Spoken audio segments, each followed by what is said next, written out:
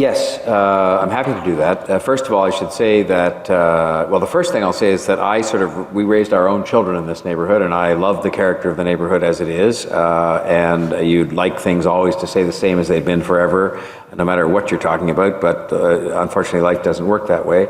A lot of the streets in this area are dramatically in need of repair, to the point where if you don't repair them, there's going to be serious problems. There already is a serious problem. I've seen the map, and I meant to bring it in here so I could hold it up tonight. But there'll be some in here who have experienced it. They don't need to see a map from me. The map that shows the basement flooding that's taken place in Lawrence Park, and it's got different colored dots. Green dot for one basement flood, sort of a yellow dot for two, and a red dot for 3 or more basement floods. And there's dots all over the neighborhood. And we have to deal with that. I mean, those people, you can say, fine, let them claim on their insurance. Well, they've got a problem. We have a problem with these streets falling apart. And we have a challenge, I won't call it a problem, but we have a challenge with streets that I used to walk down to go to public school myself, where there are huge university campuses and private French schools and public schools and so on now that have massive amounts of pedestrian traffic, and there is a question of safety.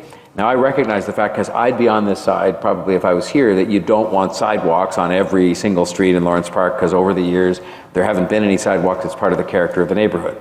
And so and I can tell you that the final thing I'll tell you by way of a fact is that Councillor Jay Robinson has been a relentless presence in my office on this issue, representing your views, representing your concerns, speaking to the officials, having me convene meetings with the officials. All I will tell you is they're working really hard on this.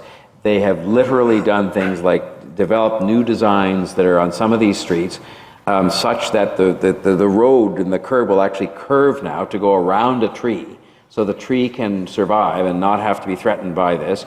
In part, they've made some adjustments to how these sewers are going to be put in, the new sewers, because the problem is, in some cases, the sewers have to go right underneath where the roots of the tree are. And there is no way to actually build the sewer, which has to be done, without affecting the roots of the trees, but they're trying to minimize that. And all I can tell you is, I'm not going to get into numbers tonight, but the originally stated number of trees, which I know was high and in the hundreds, has come way down with the work they're doing, but the work's not finished.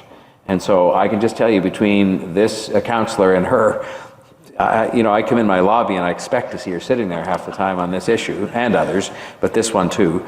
And the staff who get the message that this neighborhood is unique, and that you try and respect that as much as you can while doing some of the things that have to be done for basement flooding, for pedestrian safety and so on, I think you'll find that in the end, and the plan has some distance to go, I think it's got to go through an environmental kind of series of discussions and so on. By the time it's done, I would be willing to sort of sit here and I guarantee you it's going to be substantially different and better than what led to the yellow ribbons. And that's why the yellow ribbons are important, because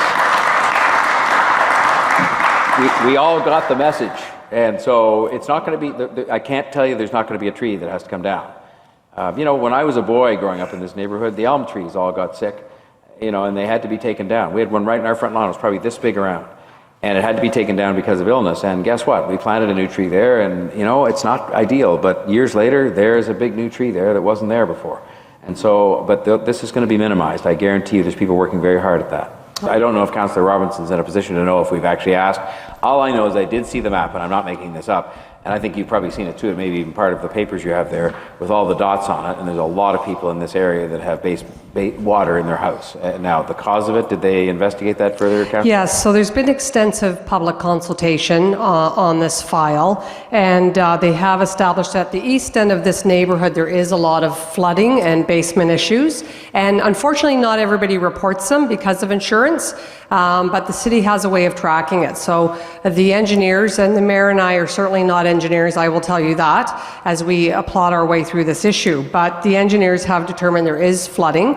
Unfortunately, a lot of developers have come into this area and developed and filled in the ditches. And so that hasn't helped in that there's not a flow-through effect. So that's unfortunate, and some of the developers have just used up the right-of-way, filled it in, and there's no ditch there anymore. So that's a big problem. But the staff have done a lot of analysis, a detailed analysis, and they're very convinced there's a lot of flood management issues to deal with in the east end of the neighborhood. I would just say to you again, sir, perhaps just by way of concluding comment on this, that there's been sufficient attention raised to all of these questions about the trees and about the sewers and about the cause of the flooding and so on, that I can just tell you that, there are huge numbers of people, staff and people, elected people, and I think going forward, there's an entire process yet to be unfold that's going to involve the residents again, to get, when I say get to the bottom of this, address the question that was asked earlier about the trees, address your question. We don't want to spend any money we don't have to spend. One of the points I made in talking about, because I like the fact there were no sidewalks here. In fact, I jokingly said I'd have paid twice to keep the sidewalks out of here. But there are also standards now to roads that are built in the 21st century that require, in some cases, there be a curb or a sidewalk for reasons of just protecting your tax dollars, not just the neighborhood, against repairs that will have to be done and all this kind of thing. But the bottom line is all of this is going to be very carefully considered in the months ahead. No construction is starting anytime soon.